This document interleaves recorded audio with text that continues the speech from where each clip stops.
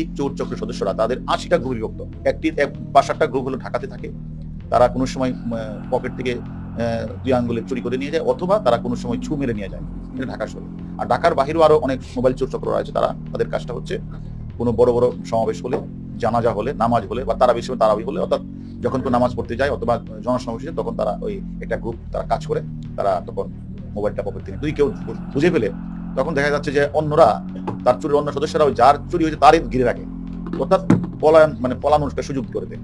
এইভাবে মানে ঢাকা সহ ঢাকার আশপাশে এলাকায় সারা বাংলাদেশে ৮০টি গ্রুপ কাজ করে। তাদের নেতৃত্ব হচ্ছে জাকির হোসেন। ও হলো এই ৮০টা গ্রুপের সর্দার। তারা বিভিন্ন জায়গাগুলো চুরি করে এনে মোবাইলটা তার কাছে দেয়।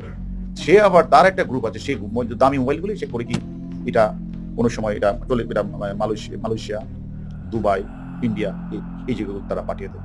এবং সেটা করে হলো তারা এই মোবাইলটা যখন ঢাকায় জমা হয়, দামি